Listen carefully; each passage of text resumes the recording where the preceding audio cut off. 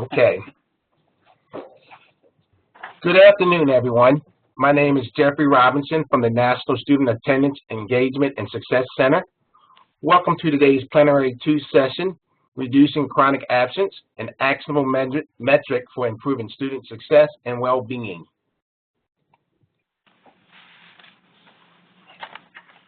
Please allow me to share some brief details about today's session. Our presenters are Bob Balfant and Hetty Chang. Bob is a research professor at the Center for Social Organization of Schools at Johns Hopkins University School of Education, where he is the co-director of the Talent Development Secondary Reform Model and director of the Everyone Graduate Center. He focuses on translating research findings into effective school interventions. In 2013, he was named a champion of change for African American education by the White House. Hetty is the executive director of Attendance Works, a national and state level initiative aimed at advancing student success by addressing chronic absence. Hetty is deeply committed to promoting Hetty is deeply committed to promoting two-generation solutions to achieving a more just and equitable society, and has spent more than 2 decades working in the field of family support, family economic success, education, and child development. In February 2013, Hetty was named by the White House as a champion of change for her commitment to furthering African American education.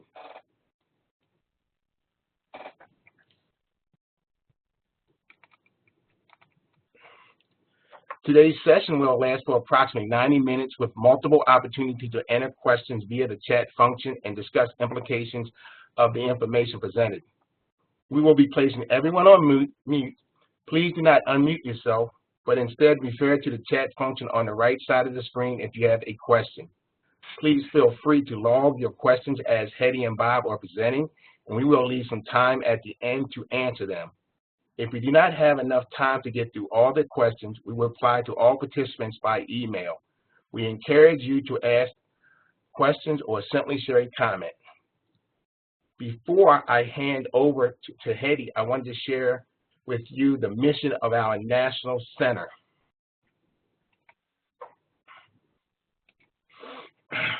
The mission of the center is to disseminate evidence-based practices and build and facilitate communities of practice to help students attend every day, be engaged in school, and succeed academically so that they graduate high school prepared for college, career, and civic life.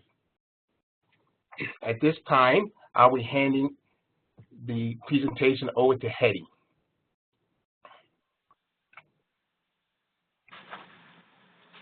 There she goes.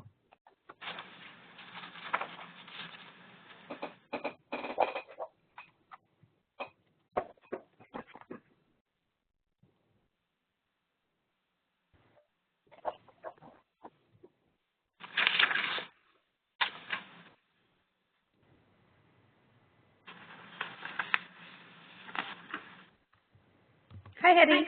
Are you able to? We're not hearing you. Oh, I am so sorry. Okay. Hi, greetings, everyone. I am so pleased to be here with Bob and with all of you today. It has been, as you can see, Bob and I have actually had big journeys that have brought us together, including as champions of change, and now continuing to work together on moving forward on this issue of chronic absence. Our goals today are that we want to equip all of you with knowledge and resources to understand the importance of good attendance from the beginning of the school year and throughout the year. We want to give you some vivid examples of how communities, and we'll also be looking at a state and a district, can work together to reduce chronic absence through data-driven approaches, and we're hoping to inspire all of you to be part of the 2017 Attendance Awareness Campaign, for which we had a launch webinar earlier this week. So today, I'm going to spend a little bit of time framing the issue, and then Bob is going to talk to us about the impact scale and concentration of chronic absence. Then it's going to come back to me to talk a little bit more about what do we know generally works to reduce chronic absence, and then we're going to have an incredible panel discussion, including Adrienne Hill, a principal from New Jersey, who is going to be talking about the practices at her school, Teresa Clincy, who is a coordinator for attendance and school and discipline support services in Oakland Unified, and talk about their district approach. And then we're going to have Charlene Russell-Tucker, who's going to be talking about how the Connecticut Department of Education has really made this a statewide endeavor. And so then we'll have a last few words from the center, and we'll close off with the day. I am so pleased that we have such a rich discussion before us. So let me start off by just making sure that all of us are on the same page. We know that for some of you this is a little bit of a repeat, but for some folks this may be new to you. Chronic absence is when kids miss so much school for any reason that a student is academically at risk. It includes excused, unexcused absences, as well as suspensions. In general, I think there is a growing and emerging consensus that you can see this as when kids are missing just 10% or more of school for any reason. We really think as you take a data-driven approach, it's important to understand that there are different kinds of attendance metrics, and they tell you different things. Average daily attendance, which is how schools have typically looked at chronic absence, really answers the question, how many students typically show up every day? Truancy is really more about who's missing school without permission and tends to only look at unexcused absences, though how it is defined actually varies by state and locality. And this term chronic absence, which is relatively new, is really looking at who's missing so much school for any reason that they are academically at risk. We're really trying to shift a bit the paradigm from looking at truancy, which is what has typically been mandated, to a look at chronic absence. And by shifting from truancy, we're now starting to count all absences, not just unexcused. We're trying to shift from thinking about this as compliance with school rules. I got to comply with collecting data for attendance purposes, or kids have to comply, they have to have a permission to miss school, to we want to look at whenever kids are missing so much school because we know it matters because they're not there for instruction. It's a shift from starting with more legal solutions to using that as a very last resort and starting instead with prevention strategies and positive messaging. I'd actually like to turn for a moment to Bob. Can you talk to us about what do we know about the scale and concentration of chronic absence in this country? Thank you, Hetty. I'd be happy to do that. So just this past June was really the first time we've ever had a national accounting on how many students are chronically absent, which is, was great that we had it, and it's sort of staggering to think that until 2016, we didn't really even know at a national level how many students were not attending school regularly. And that really speaks to the fact that for the focus of attendance has really been an average daily attendance, how many kids are there on average, or truancy, which is how many kids meet a legal definition of not being in school enough. And what we find out when we just measure how many kids are missing school for any reason, we find it's a pretty big problem. We're talking millions of kids throughout the nation. If we go to the next slide, when we did some analysis of this, we found that, that you could find, basically you find chronic absenteeism almost in every district. There's at least some kids that are chronically absent. But we also found that it was highly concentrated in a relatively small number of places. And if we just divided the number of chronically absent kids into, quarters, where we find a quarter of our chronically absent kids, equal quarters, we found that, on one hand, to get 1/4 of chronically absent kids, we'd have to go to about 13,000 school districts. To find another quarter, we only had to go to 124 school districts. And in those 124 school districts, on average, they each had 13,000 chronically absent kids, right? That's a large number. So on the next slide, we can see we actually mapped the 4% of districts that accounted in 12% of schools that accounted for half the chronically absent kids. And this really broke down into two broad types of districts. One were relatively large districts, often more affluent suburban districts, that were really surprised to find they were on the top list of chronically absent kids. But that's, if you have 150,000 kids in a district and just 10% are chronically absent, that's 15,000 kids. That's a lot of kids missing a lot of school that was sort of invisible to the system because they weren't focused on it and in general they were seen as an effective system. So that was an important wake-up call in those quarters. And then the other types of districts we found were places that had high levels of concentrated poverty and high intensities of chronic absenteeism, a large percent of kids missing, some cases 30, 40, 50% of their kids missing 10%. Well, actually in this case, 3 or more weeks of school. Next slide. And we also found that, this was not just an urban issue. We actually found when we looked at where the districts have the highest concentration, greatest percent of kids missing 15 or more days, and many of those ended up being rural communities. So we learned as rural communities may not contribute large numbers to the chronically absent kids just because they're smaller size, but in terms of how impacted they are, there are many rural communities, again, typically rural, higher poverty communities, which have high rates of chronic absenteeism.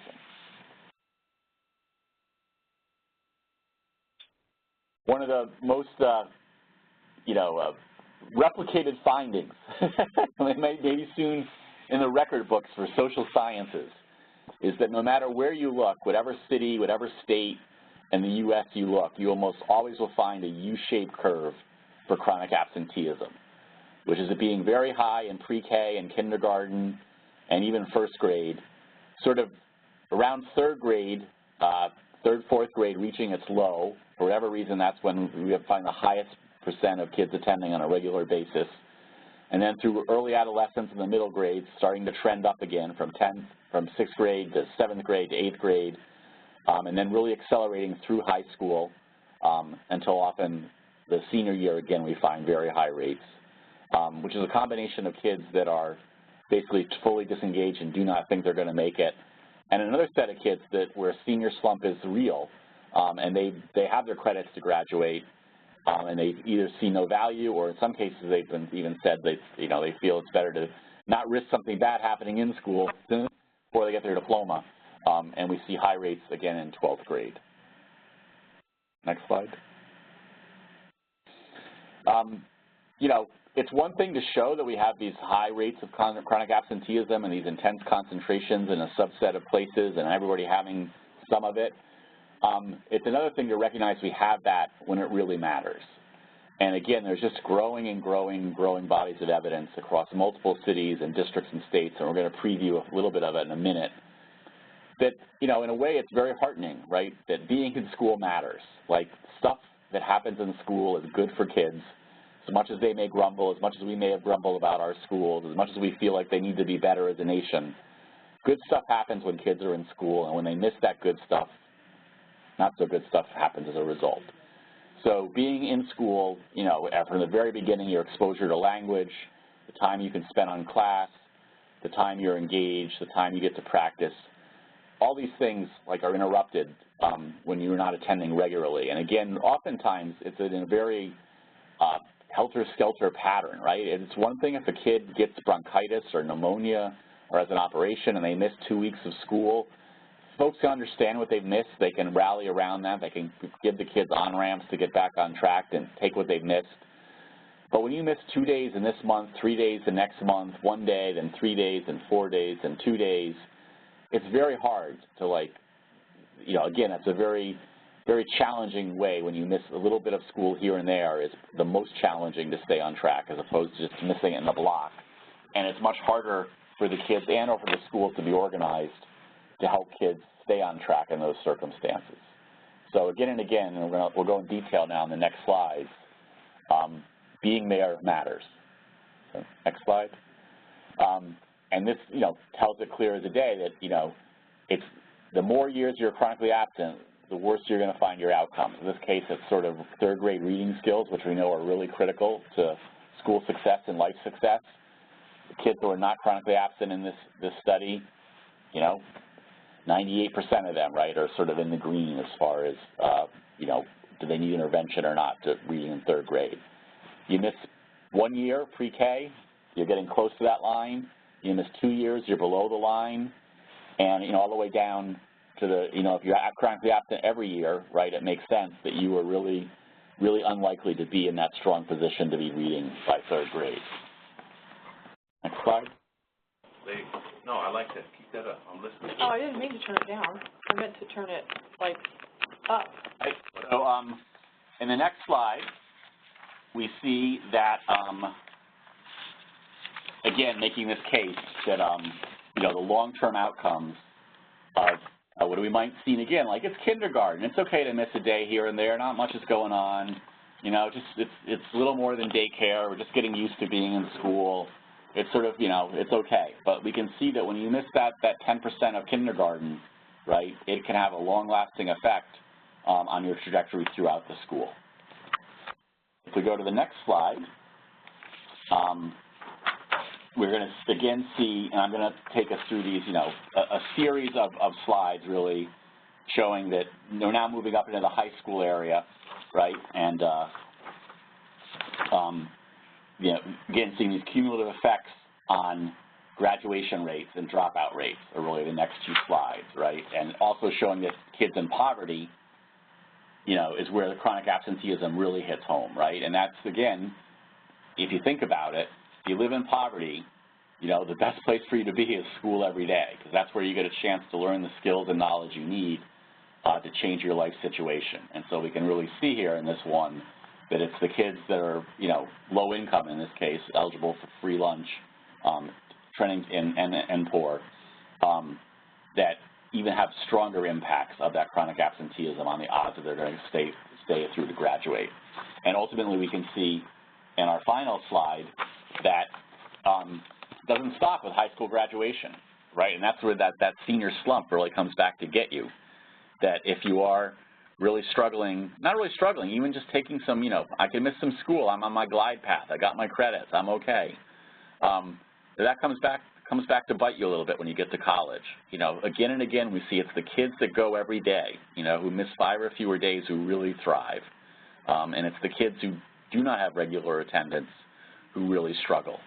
So in total, this tells us that, as I said, being there matters, and, you know, it has, the more you miss, the greater the impacts are. They're cumulative, and they're linked to poverty, and when it happens in poverty, the impacts are even worse. And with that, I'm going to turn you over back to Hetty, who's going to really make a case that, you know, as challenging as some of this data may seem, the really good news is that chronic absenteeism is actionable. We can actually do something about it. We can change the outcome, and when we do, we have strong impacts on the academic and life chance success of the kids that we enable to come to school every day, as opposed to being chronically absent. So back to you, Hetty. Thanks so much, Bob. So one of the things that we know is in order to turn chronic absence around, we actually have to unpack and address whatever are the contributing factors to creating it in the first place. And what we've seen is that there are these four sort of buckets. One are myths, where folks just don't recognize how just missing 2 days a month, especially when they're not right in a row, can actually be adding up and throwing a kid off track, or they think attendance only matters in the older grades. They don't recognize it's important in kindergarten or in preschool. The other kind of bucket is these barriers, health issues, chronic illness, poor transportation, trauma, no safe path to school, homelessness. A third bucket of reasons are the aversions. And in fact, when you see suspensions going up and kids being suspended, for example, for not very good reasons, often they won't even want to come back the day, in fact, that they're supposed to come back. Or maybe the school itself, the educational plan isn't appropriate. You know, they've got an undiagnosed disability, which means that they actually can't feel successful, and so they're having a negative experience in school. And the other factors are around disengagement, where it doesn't feel meaningful to be in school. The school itself doesn't make them see that, you know, what they're learning in school matters and is relevant for their future. And what we find is that if you look at where chronic absence exists, because it doesn't exist everywhere, that's when you start to figure out where you can use your data. If it's all among kids in a particular area or zip code, let's say, neighborhood, and you see that it's also where you have high concentrations of health issues or lack of safe paths, then you can address the issue. If chronic absence is concentrated in a particular classroom where the teacher is struggling really to be able to deal with, let's say, some behavioral challenges. Maybe that's because of the kids not feeling really engaged in that situation and the teacher actually needing support around how to deal with the classroom issues. So when you take your data, you can actually identify where chronic absence is, and then you can start working with kids, families, the teachers, and other data sources to unpack which one of these things is going on. Because sometimes in order to change something, you really actually need to address the barrier. If, for example, chronic absence is higher among kids who have asthma, and part of the problem is that they don't feel that the school actually knows what it's doing when kids are at risk of having an asthmatic attack, you're going to have to address that asthma issue while also maybe messaging. But if you don't address the asthma issue, you're not going to be able to bring kids back to school. The thing that is important is that at the site level, if you adopt these kinds of strategies, you engage kids and families so they understand how absences can add up, you have them come together to help each other get to school. You recognize good and improved attendance, not just perfect attendance. So let's see, you notice every time a kid shows up every day on time each week, not every day at the end of the semester, because then the kids who are most struggling, in fact, don't have a chance to succeed. When you use your data to engage in personalized early outreach, and you monitor that data and that practice to see where you might need to develop programmatic barriers, you really can start to turn chronic absence around, because you can understand what are those barriers while also messaging the importance of showing up every day. And we particularly think that one of the ideas around that personalized outreach is you're using a 10% definition to come up with a much more proactive approach. So in this case, I'm looking for any kid, for example, who came in last year who missed 10%, who's coming into the current school year, but who missed 10% last year. Because if that happened to them, I know they're at high risk for chronic absence, and therefore might need much more personalized engagement to be successful this school year.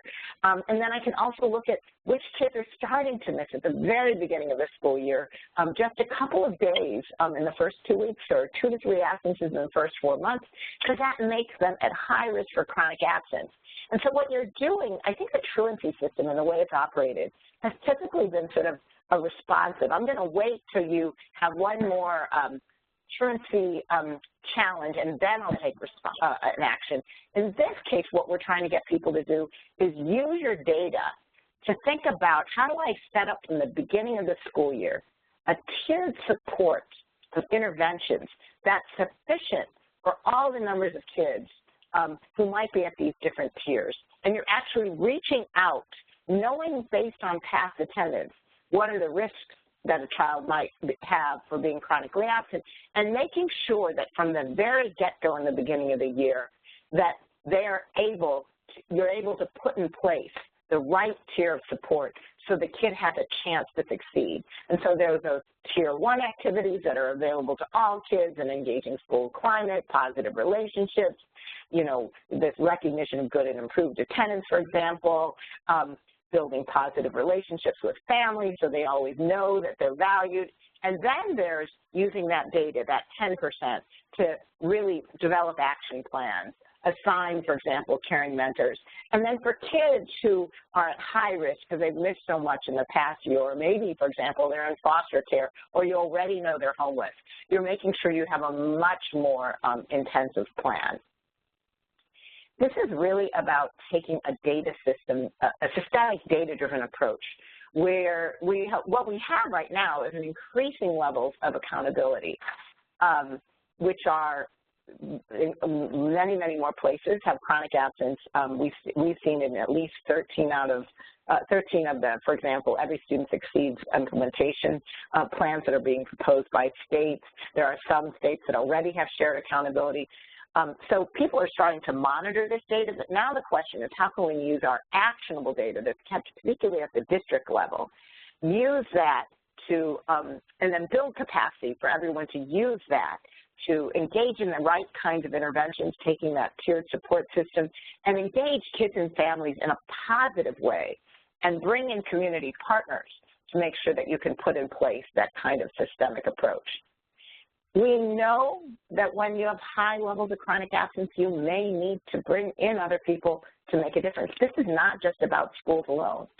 So if at a district level you have a high level, you might need to bring in partnerships in many different schools. At the school level, you know, if you have a relatively small number of kids, 30 or less, it might be just a student support team that can do this. If it's closer to 50, to really put this in place, you're going to need to have more faculty involved. And if it's higher, you might need other community partners involved in addressing barriers and providing that next tier of caring adults who can reach out to kids. What we've also seen is that you can really create change, and we'll have our wonderful panel with us today showing how this is possible. But when you have bright spots of local innovation, that can help to inform the action at the state level, and then the state, particularly state departments of education, can be really equipped to create more ongoing peer learning and technical assistance to take strategies out at scale. And I'm hoping that you'll see from our wonderful panel today how this is quite possible. I'm going to check. Adrian, are you now with us? I am with you. And online. Thank you, Can you hear Adrian. I can hear you. I am so glad that Adrian, our principal from New Jersey, who is experiencing a few power outages on the way, so kudos to you for persistence in getting on the webinar. Yes. We'll be starting with Adrian in just a second, and she'll talk about what she does at her middle school. And then we're going to be joined by Teresa Clancy, who is going to be talking about what this looks like from a district perspective. And then we'll round it off with Charlene Russell-Tucker talking again about how this happens at a statewide level. So, Adrian, tell us a little bit about your school and what have you been doing to address chronic absence? Well, we have 471 students currently, and we're a middle school, so we have grades 6 through 8, and we're almost 50-50 Hispanic and African American students, with a large number being economically disadvantaged. We have 7 languages spoken, and we only have ESL classes, no bilingual, but a lot of our students decline bilingual services so that they can attend our school. What we've been doing is we've decided to have a multi-layered approach. And if you can see the web here for these attendance components, on almost every level, the parents are involved and the student is involved. Because what we found was that we were assuming, you know, when I walked in the door, there were about 4 pages of chronically absent students in small font. And I was like, okay, what do I do with this? We decided to talk to the students. I really wanted to put a face behind the numbers and find out their individual stories so that we could find out what was preventing them from coming to school and what would it take to get them back in school on a regular basis. So our teachers are involved in the process. Our attendance team is the core, but our teachers are expected to make phone calls home anytime a student misses 2 days or more. And it's to invite the students back, to let them know that we notice that they're not there, because sometimes that's a factor. If they think no one cares that they're absent from school, and sometimes it's the student with the challenging behavior who misses, they need an invitation back. And I know it's hard. It's a mind shift sometimes for teachers, because that's the student sometimes they don't want to be in school, but that's the student I really want in school. So we decided that teachers would be responsible for reaching out to the students in addition to the attendance team, but they also would let the attendance team know when they're concerned about a student's attendance. We look at student lateness to school, because that's also time out of class, and that affects their academic standing. We talk with students one-on-one to find out what they need from us. The parents are invited in. Moving away from a truancy model, yes, the court and all of those things exist, and that's a last resort, but we really wanted to try to mediate before it gets to that point. So parents are invited in to have discussion with us. And this whole attendance team idea is in addition to our intervention and referral services team, which we kind of overlap services, and there's communication between the 2 teams. making sure that if a student has been referred to the Intervention and Referral Services team for academics or attendance, that there's communication and a plan is developed for those specific individual students. Next slide, please. So what we found, number one, was we had to address our climate. The climate in the school when I arrived there was undesirable, and so we set out to create a school where our students wanted to attend and our staff wanted to come to work every day, because we know that when we model what we expect for students, we have a better likelihood of them actually coming to school. And if the staff and students actually have relationships that are positive and in a mentorship capacity, and we have positive relationships with families, then we would be able to impact their attendance in a higher level. I'm a believer of taking a therapeutic and corrective approach versus being punitive.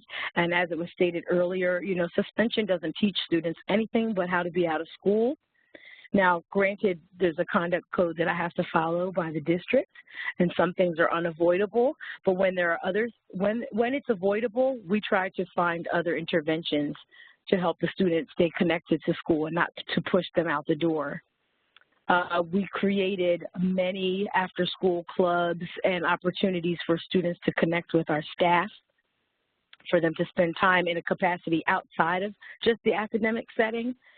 So we asked students what they wanted, what they would like, what would make this school better for them, and we took in some of their ideas, and things that we could do really easily, we did right away. And that made a huge difference. Often in our morning meeting, we start the day off in a whole school meeting where the kids get really excited. We have opportunities for them to celebrate and you know, recognize birthdays and recognize teachers or sports teams, just to start the day off on a positive note. And I think it's really helped to just get kids coming to school wanting to be there. And then we obviously recognize students with good behavior, but also improving behavior, because that's really important, and noticing improved attendance, perfect attendance, and kids are on the move. So we have plans in, and we check in with them individually. Next slide. So yeah, so Adrienne, what have you seen as the results of your work? Well, we started out with 22% last fall, with 22% chronically absent students, and we've been maintaining 7% for the last 6 months. That's fantastic. Yeah, so we found out that, wow, this is really working, and there was no magic spell or silver bullet, but I think it was just a combination of all of these interventions we put into place. And whether it was knocking on doors, sending the attendance officer to the house, or making phone calls, we send postcards to students who have been out for a number of days, just letting them know that they have options and that there's someone they can talk to. We provide numbers on the postcard that says, "We miss you," and it's addressed directly to the students. So, yes. And so how are you involved? Is this, I know that one of the things you had mentioned when we were first getting to know you, Adrienne, is that you're actually the sixth, if I'm remembering, the sixth principal in about 5 years at your school? Oh, yes, and possibly more. I mean, there's been a high turnover of administrators. So tell me both, how did you get something put in place, and how did you make sure other people were there with you so to make sure that this would happen? Well, I started out with my my academic leadership team, which is my climate and culture leader, my literacy leader, and my math leader, and my vice principal. So we're all on one team, and we meet every week to talk about all the issues across the school, any concerns, and to devise plans. But I also have a school leadership team, which I got them involved early on, knowing that everybody had to be a part of this, and that really was our mission, that every single person involved in the school, every stakeholder, every parent, every child had to have some accountability for students coming to school or not. So I think that was really key, that everybody was a part of this movement. Fabulous. This is really such a rich presentation about how you can really put in place supports. So thank you so much. I'm going to ask that we continue on to Teresa. If we have time at the end, maybe we can come back and see if there are any cross-cutting questions. Okay, thank you. This is also information. So, Adrienne, you know, you are really what an example of what great principal leadership is. Thank you. I appreciate that. So, Teresa, and Teresa Quincy is from Oakland Unified. I will admit that one of the things that I've seen is Teresa actually was an amazing principal administrator herself at a middle school, and then she got to take her skills and move it district-wide and see how she could put in place supports for her district. So, Teresa, tell us a little bit about Oakland Unified and what Oakland Unified is doing to address chronic absence. Thanks, Hetty. I'm happy to be here. Oakland Unified has approximately 37,000 students. 27% are African American, 14% are Asian, 41% are Latino, 11% white, and we have over 80% free and reduced lunch. So with that context, we really wanted to look at why our children were chronically absent and take some steps as a district to help combat that. Next slide, please. So what we did was first to establish district and school targets. We also introduced a chronic absence intervention protocol that was shared with sites. We created data dashboards, established and supported site attendance teams, and this year we are piloting a success mentor program. Next slide. So the targets that we put in place were that every school would achieve an ADA of 98%, average daily attendance, that all schools would reduce chronic absenteeism to 5% of their students or less, and that at least 85% of students would attend school 95% of school days. So those are the targets that we put in place. Next slide. The chronic absence intervention protocol is really a timeline for schools to follow so that they know what should be done or what is being done each day that a student is absent. So on the first day a student is absent, the school should be making a phone call. At 3 days, if the absences are unexcused, the truancy letter is mailed. And at 6 days, a second notice of truancy. But at 8 and 10 days, we're also mailing out excessive excused absence letters so that parents understand whether the absences are excused or unexcused or truant versus non-truant, that missing school still impacts students and their ability to learn. And then we also move on to 14 days when they should be looking to pull parents in for a meeting and or starting the truancy process. Next slide. Can I get the next slide?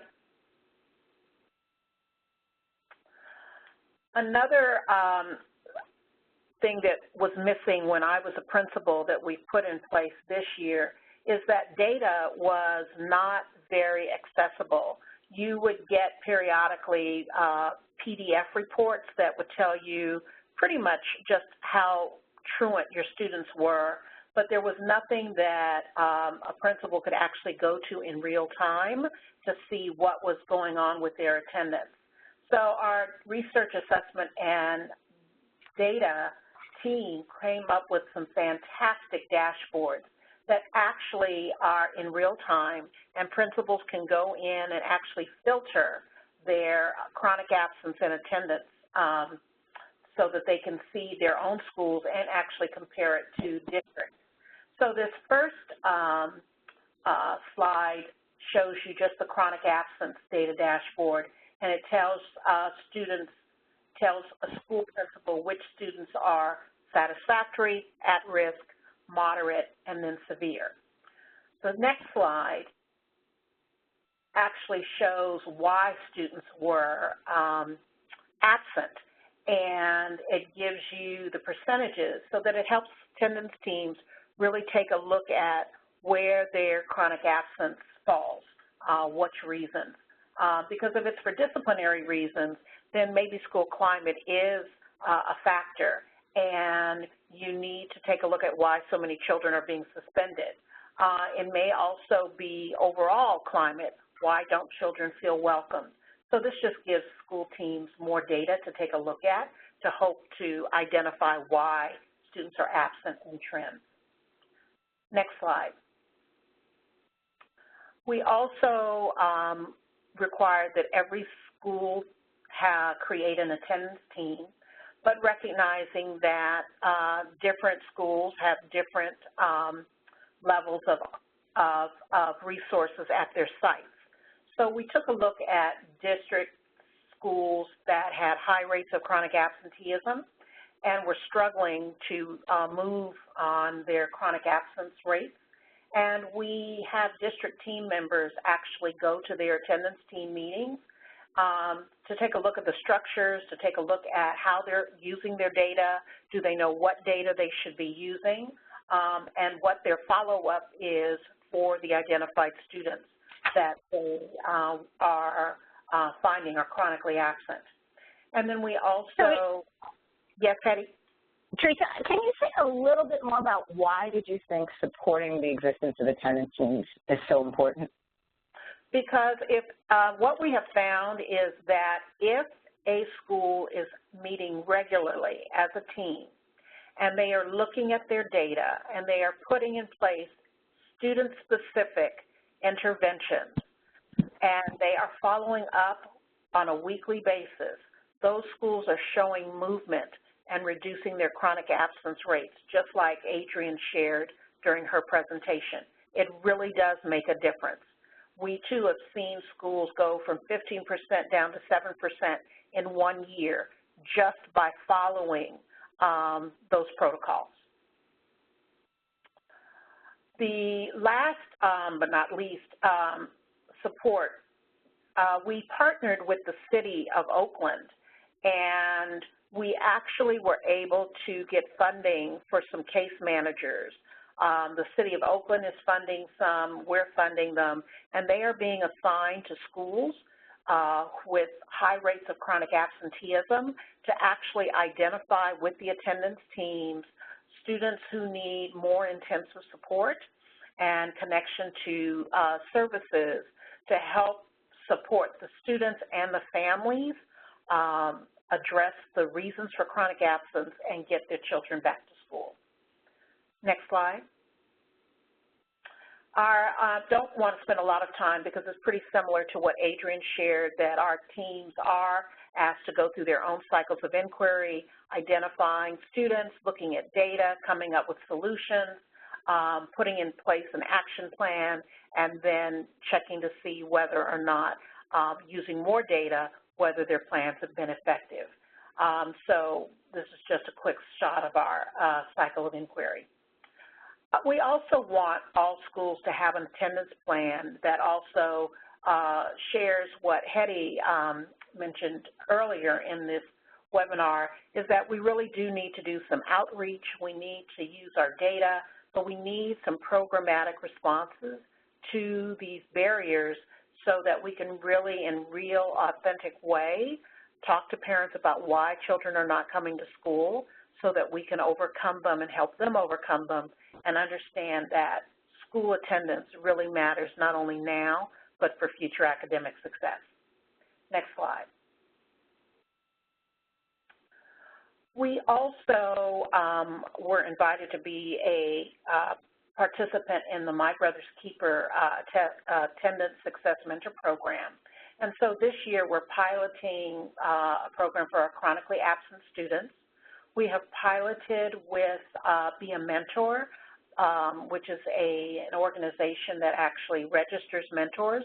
Our program, we are starting with internal mentors, either school district employees or employees of our community partners who have relationships with our schools. And mentors are asked to check in with students 2 to 3 times a week.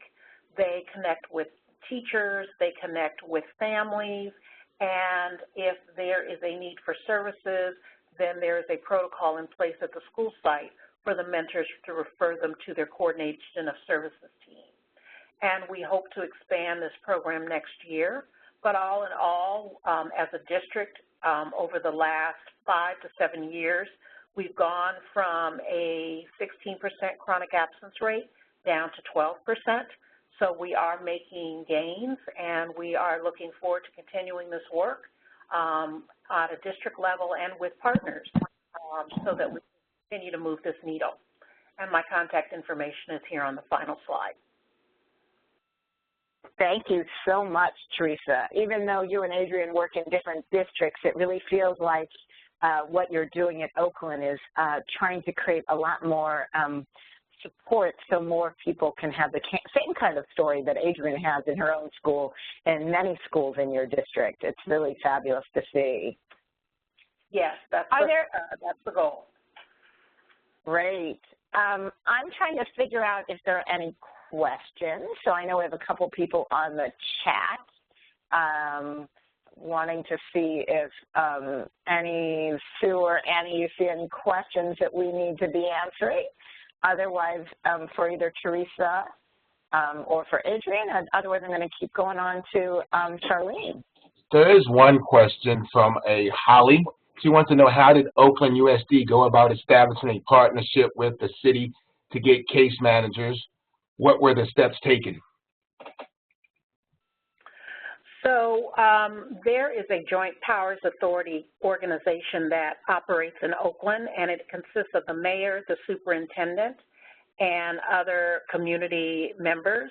And so it really started with having an existing relationship, but also the city identifying that attendance was also a high priority for them, because they want students in school just as the district does.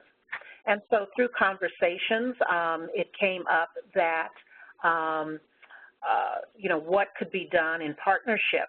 It also doesn't hurt that one of our former school board members is now a member of the city council and was able to take up some of that conversation and echo support for the city council to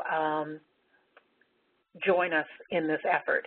So it really had to do with relationships. There was not really a formal process. It was more of relationships.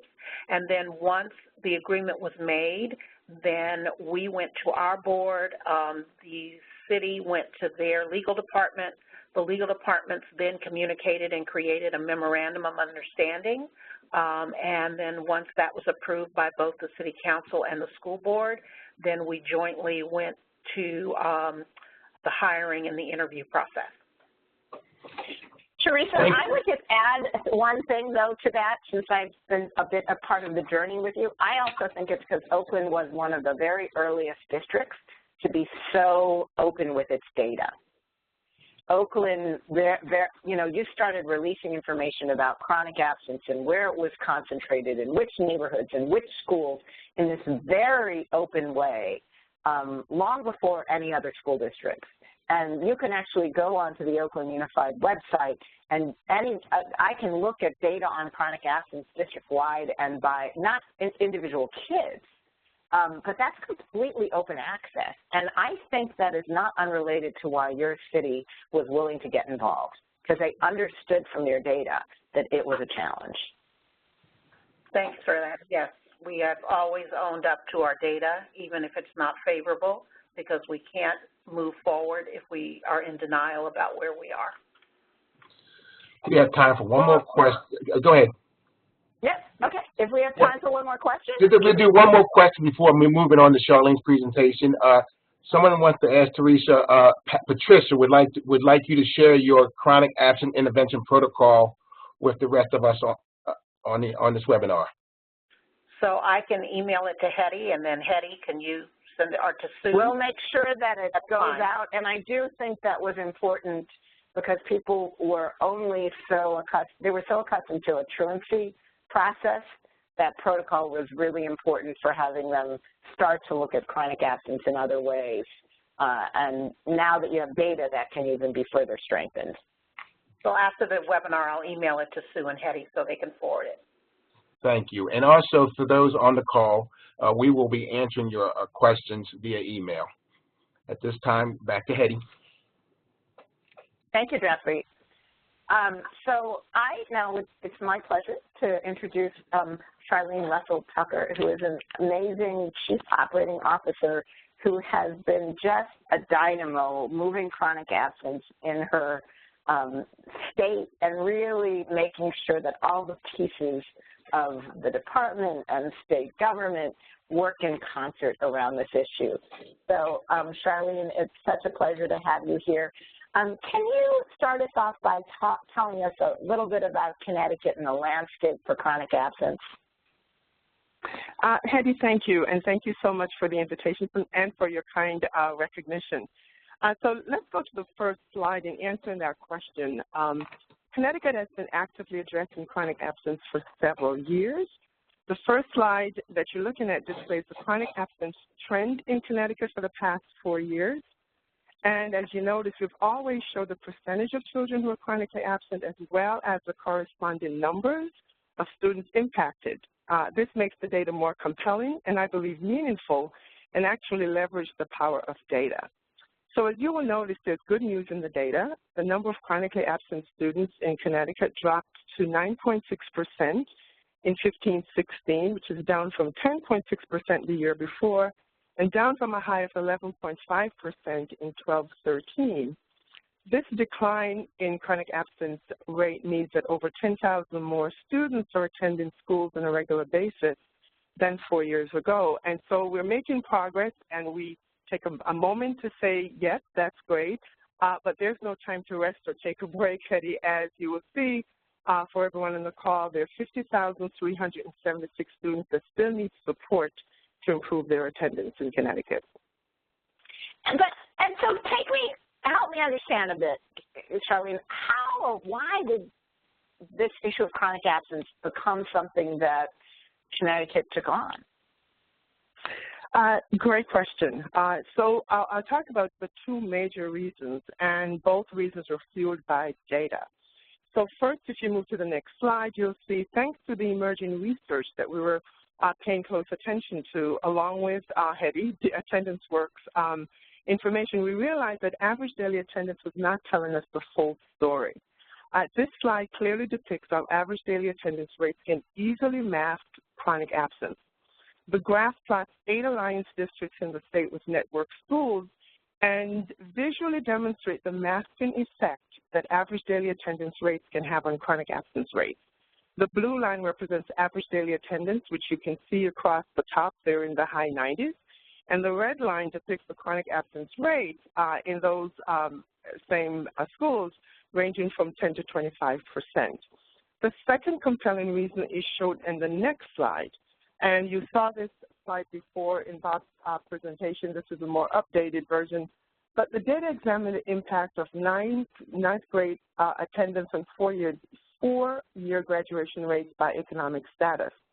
The graph illustrates the association between chronic absence in ninth grade, so we're at the high school level, and the likelihood of graduation on time 4 years later. It looks at two groups of students. The first set of bars on your left are for students eligible for free meals, meaning they're students coming from some of our lowest income families. And the right-hand bars are students not eligible for free meals. Each bar, if you look closer, represents the attendance rate for that group. So if you look at the blue bars, they represent students who have satisfactory attendance in ninth grade. And so what you're seeing here is that 4 years later, among kids from our most economically challenged families, if they had good attendance, 93% of them actually graduate in 4 years at a rate that was even higher than our state average. And the green bar represents the students who are chronically absent in ninth grade. Only a little over 50% of them are graduating in 4 years, and so that's a huge difference. So in making the case for closing the achievement and opportunity gaps in Connecticut, attendance matters, and therefore chronic absence has become a point of laser focus for the work that we do.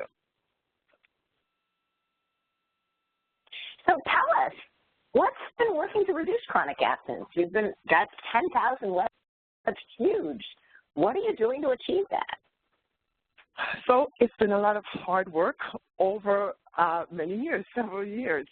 And this particular slide shows on the left the 6 high-impact strategies that we've employed over time and have been working at diligently. And you've heard kind of some of these actually through the other panel members before. But these strategies are laid out for you. First, you've got to build awareness. And it's about using your data to make sure everybody everywhere knows that this is a concern and a problem that needs to be addressed. You've got to use data to promote action. And you see even the slide that I just talked about, the slides we just talked about, we make sure that that's available. And we really put that in front in the public square so people can realize that we need to promote action. And then you've got to cultivate champions. We have champions across the system, across sectors. In legislature, we'll talk about that, to build a statewide level infrastructure. And then you must build capacity to get the work done. And you must also identify and leverage bright spots. You've got to show that this problem is solvable, and so you highlight in a very visible way where you're making progress, and you identify and leverage those bright spots.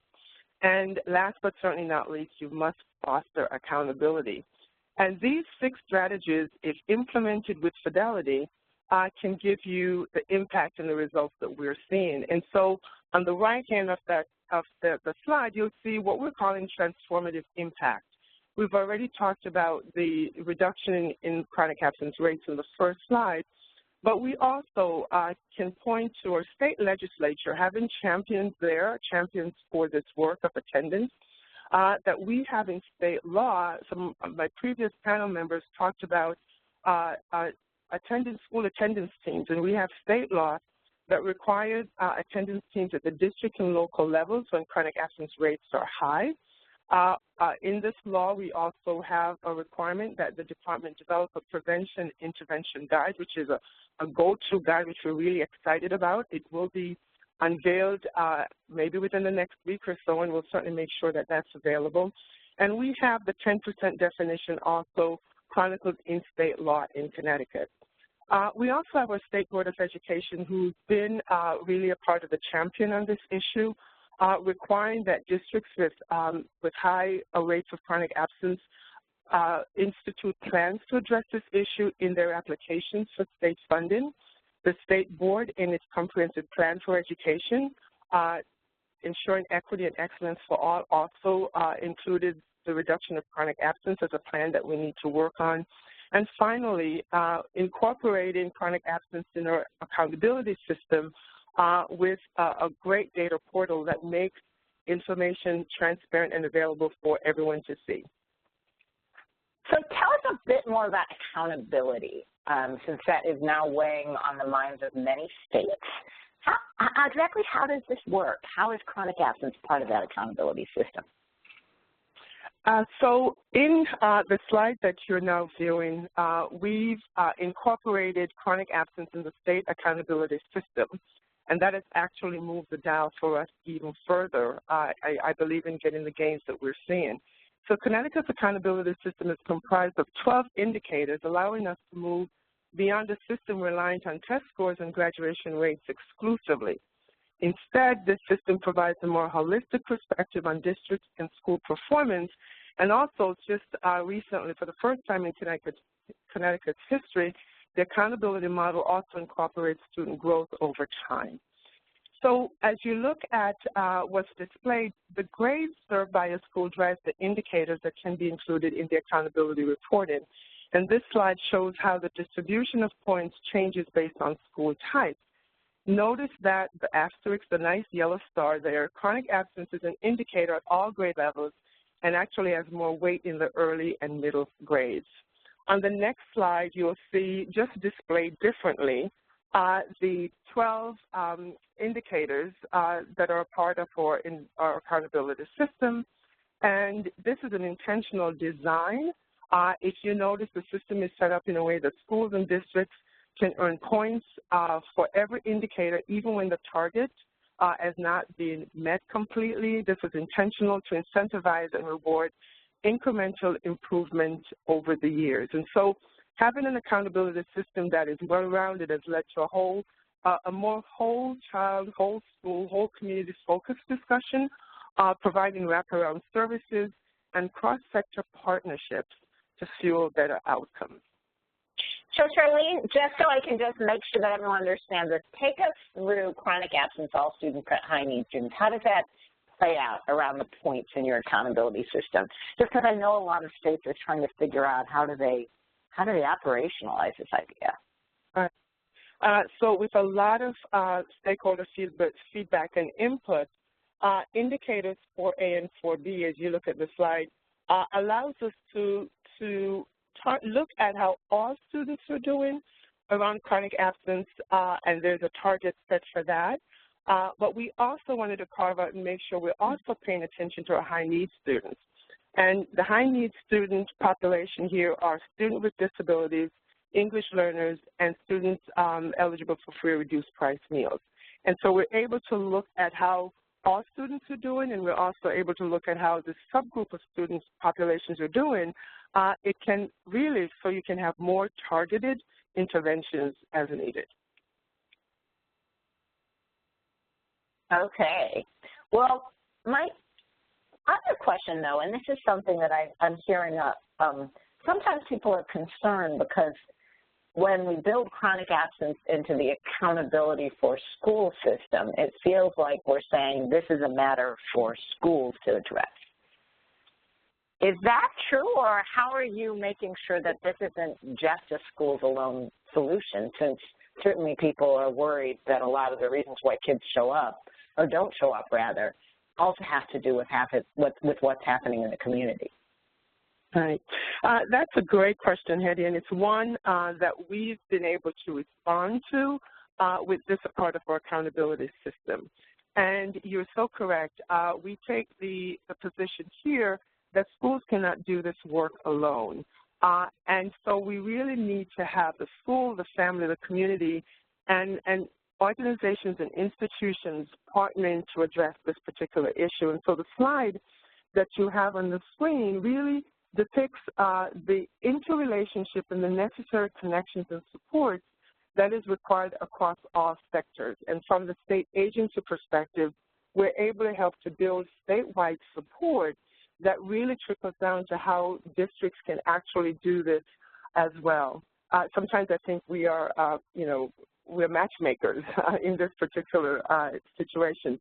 But when you look at the cycle here, it includes creating strategic partnerships with common goals and shared responsibilities. It indicates pinpointing the work that can be done inside the schoolhouse and outside the schoolhouse doors, right? Those things that, as my colleagues before talked about what's happening in the schools, in the district, but how can you also connect with partners that's outside? What's going on with the healthcare center? What's going on with our social service agencies?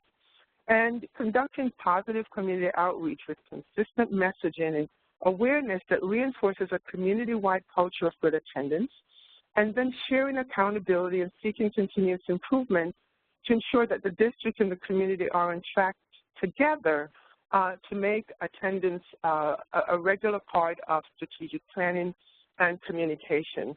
We really believe that when you look at, Hetty, you talked about some of those root causes and reasons why students may not be attending school regularly. When you look at those root causes, then you recognize that there's some things that are at the control inside the school, but whole communities, as I said before, including families, can engage in the supports and the services that are necessary to really provide what we like to call collective impact. And, communities can actually be healthier when you have all these systems working together to impact and positively really make a difference in the lives of our children. So, Charlene, can you say a bit more how parents fit into this model? Well, it is so important for families to understand that attendance matters. And so for them to understand why it is important for kids to be in school every day, what supports they may need, and in some situations it may be connecting with a social service agency, but also knowing what supports are in schools. When is your child fit, to be out of school versus in school, but it's really making sure that families are empowered and understand the role of attendance in how well their students will be doing in school. And so they're a key partner in understanding, and you hear from our colleagues on the panel before working with families to make sure that they're a part of the equation. And so we work with systems also that work with families so that they understand attendance and they can also be carriers of this message directly with families. Thank you. I'm going to encourage folks to put in questions in the chat. I did see one earlier that was actually, I'd be curious if we could both have Charlene and maybe Teresa respond to this. But the question is about charter schools. So how does this, how would this apply to charter schools? And one concern has been that sometimes external relationships are taken over more by the public school districts versus also available to charter school districts. How does this fit with charter schools? And so I'd be curious, Charlene, if you could offer some comments, and then I'd be interested in Teresa's thoughts about any experiences they have at Oakland in forging this both with public schools that are run by the school district, but then charter schools. So Charlene, you first, and then Teresa. I'm hoping you can also weigh in here too.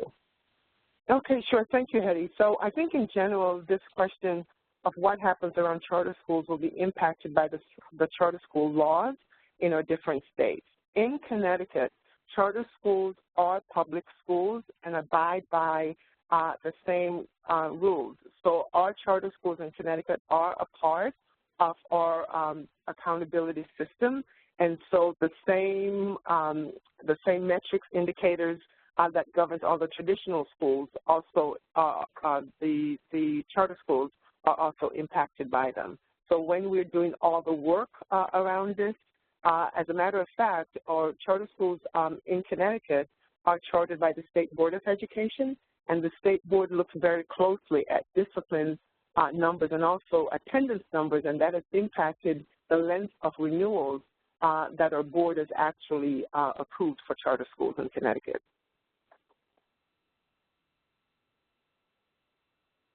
Teresa, are you still on? Yes, I am. So you want to add into that? Yes.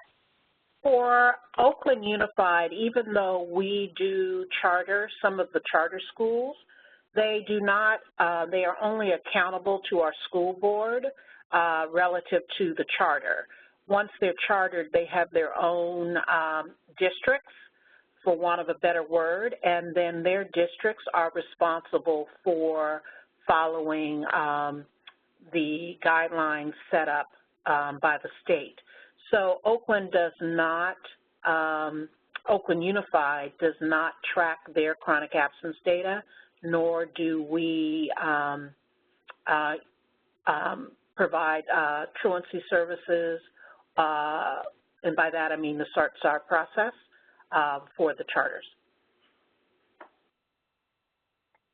But it seems to me it could be in some places. I'm now thinking, this is less my experience working in Detroit, that you could have, particularly when charter schools have a network, they might be able to, like Oakland Unified, have some conversations with other agencies about how they collaborate together. Or even they could be included in sort of efforts around community-wide messaging. Do you have thoughts about that? I mean, it seems like some of the strategies that you have could also be adopted by charters or charter networks. That is correct. And in all fairness, some of the charters do reach out and ask us what we are doing and how we handle families and interact with families and support families who are chronically absent. But it's a one-off. It's not anything regular. However, we do, we're available and we're open, and yes, so the strategies that we use could be applied by the charters. But you bring up a good point, Hetty. We really don't have a mechanism for that conversation. Go Oakland Schools does put out an annual report that addresses how both the charters and the Oakland Unified Schools are doing, and that report generally has some wonderful information. I think we all learn more about each other through that report, but there's not a formal structure in place yet to have those conversations. It's interesting to me. Yes, go ahead, Shelley. No, I was just going to add about the data, which I think is really important, and what Connecticut, so at the state agency level, I mentioned just briefly our EdSite data portal, which folks can go on. But this is really transparent data because you can pull up for all our districts, including our charter schools, the attendance information. You can disaggregate it, and actually it goes down to the grade level, so you can get all kinds of information that really helps for the conversation to be occurring at all levels, top down and bottom up, when you have transparent data. So another question that has come up is, how to get health providers to participate and support in improving attendance and not just write excuses? Repeat the question, Hetty. How to get health providers to support the work around improving attendance and not just write excuses. Sometimes you see excessive excused absences coming in from particular health providers. So in Oakland, we actually encourage schools to work with the families and in many cases sign a release if it's something, not to get the specific health information, but to really have a conversation about the absences and whether or not there are some options that would satisfy the physician and the family so that we can have the student either at school or on a home and hospital program or an independent study program so that they're not missing instruction. I will also say... Can I speak to that? Yeah, absolutely. Oh, sorry, this is Adrienne. So one of the things we did was to build relationships with the healthcare providers. So my nurse, who is also the head of my intervention and referral services team, has strong relationships with the local clinics and care facilities. So one of the things we found was that a lot of our students were missing school because they were being excluded for not having immunizations. So we had to work with the doctors to make sure they were giving them appointments and that we could have times outside of maybe the normal hours sometimes where they could get the shots without removing the students from school. And that way we didn't have to exclude them because we were able to get, last year we got our immunizations down to 100%. We were able to get all of them. But then, with each new year, you get a new influx of students. So we started really early with the doctors and with the families to try to get those immunizations taken care of. Absolutely. One of the things I was going to also mention is that we've seen, this is attendance works, that sometimes the school nurses or even school-based health clinics are actually not always being leveraged for the attendance efforts.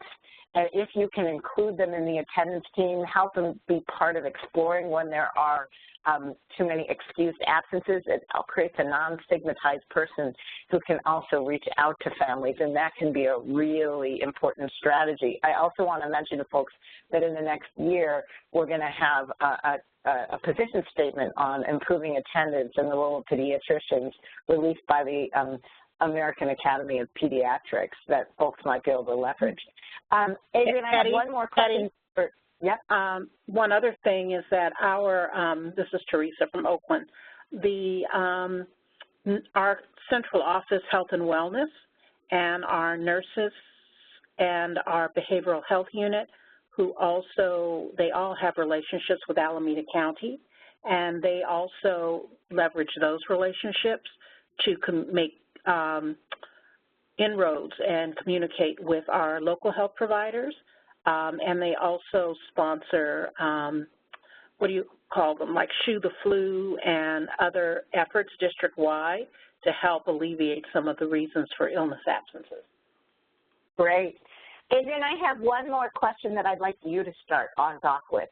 How did you equip your teachers to make calls home about absences? Well, 3 times a week I have professional learning community meetings with my staff, and that's for them to do professional development and to engage in collaborative work. So I decided to forfeit my Thursday meeting in lieu of parent and family contact, because that was really important to all of the efforts that we were doing across the school. But I particularly wanted to get parents and caregivers in the conversation about why the students weren't coming to school, what did they need from us. Sometimes it was a matter of translating, so they pulled those kids out of school to translate at the doctor's appointments or court or immigration. So we tried to find advocates in the city who could help with that so that our students could stay in school. And so it is required of my staff that they make calls every week. And then they turn in their logs to me. They don't have to go into specifics, but they need to have evidence of their contact, whether it's a text message, using some popular apps, or making phone calls so that I know that they're reaching out. Did you find you had to help them actually figure out, like sometimes we've heard that teachers don't necessarily feel comfortable calling home. They're worried that they're going to get into social work or health issues that are beyond their sort of knowledge and capacity. Did you find that as a barrier, and were you able to address it? I didn't find that really as a barrier because, as I said, my nurse is very active in my attendance and my intervention efforts. So we've offered supports to families, to the teachers, so that if they have a problem when they're reaching out to the families, they could always refer it to someone else on one of the other teams. So they can make the initial contact, but if it gets above their pay grade, if you will, then they can refer it out to someone else who can help. Great, thank you. Teresa or Charlene, do you have anything to add to this? We just know that to get that Tier 1 set of work, and then even Tier 2, we really, especially with large numbers of chronically absent kids, need teachers to be part of this mix. What have you seen here? Anything to add to the strategies that Adrienne was offered? No, I just want to echo. Go ahead. Go ahead. Thanks. I just wanted to echo what Adrienne said, in that not only giving teachers time, but also helping them with how they approach parents, giving them scripts, giving them talking points. We, in collaboration a couple of years ago, created a toolkit for our elementary schools to use to help combat chronic absenteeism. And it including the talking points not only for teachers, but community members, for support staff, so that all after-school staff, so that everyone was messaging the importance of attendance, and that it was a community effort and not just a particular individual at a school site. Thank you. Can I add on to that it's not about blame, and that's really important when you're making the phone calls, because if the phone call isn't approached in the right manner, then people will shut down. It can't be about whose fault it is that the student didn't come to school, but it's like, hey, here's the why, and here's how we're willing to support you in getting them here. And maybe you need something else. Maybe you need food. Maybe the lights weren't on last night. It's all of those things, and putting wraparound services in place, too, to help with moving the effort. Thank you. And this is Charlene. Yeah, I would say from a state agency perspective, if we have state folks representing state agencies on the call, don't underestimate the power of convening and the voice that you have. And so we try to engage a lot of organizations. You talked about the organizations for the school-based health centers. And so we're having that conversation with them to try to get them to understand and to buy into the importance of this work, using data and everything else. So at the state level, I believe that's a great role for us, is to reach out even at the higher level on organizations that are drivers, so they can get information down to their members as well to buy into. The bottom line is if students are not in school, if they're not present, regardless of the interventions and all the kinds of things that we do, they will not achieve because they're not there. And so if everyone can buy into that, I think we can all work collectively together. Fabulous. Thank you so much. What an amazing panel we've had with Adrienne, Teresa, and Charlene, giving us such insights about what's possible at multiple levels. With that, I would like to turn this back over to you, Jeffrey, to talk about upcoming resources, make sure that we have the National TA Center and anything else you'd like to share about available to our audience here. Thank you. Could you move to the next screen? I will do that. All right.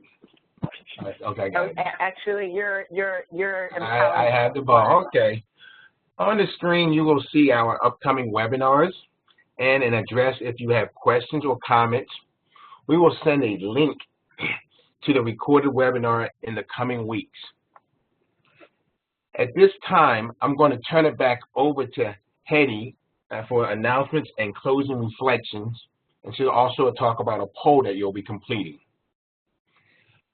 Thank you very much for attending today, and we hope you find it very helpful and informative. I'll give you the ball back, Hetty. Okay.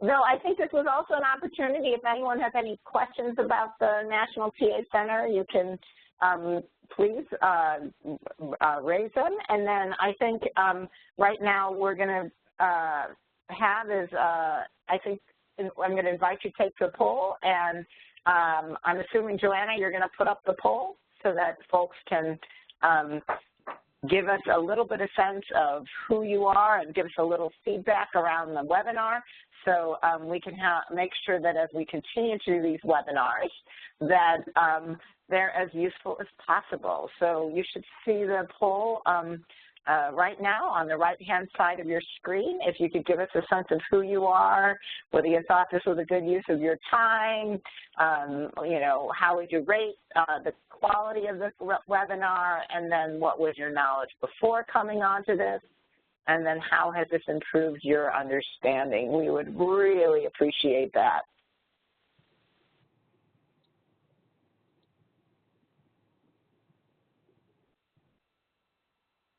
Okay.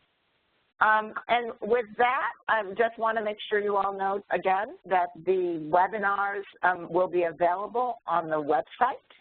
So you can see the links to the website, and that way you can get access to listen to this webinar anytime you want to, or you can share it with a colleague because they didn't have the chance to join us, but you think they'd really benefit from listening to us today. And again, a huge thank you to our panelists, Adrian, Teresa, and Charlene, as well as to all of our partners at the National TA Center. Thank you, Bob, for presenting the basics of Chronic Absence 101 with me, Jeffrey for all your support, and Joanna for your support in hosting this, the attendance works team, Sue and Annie, for organizing all of this and making sure that we would get to all the questions.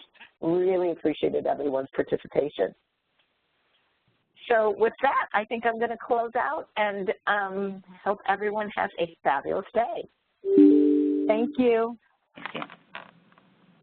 Thanks, Annie. Thank you.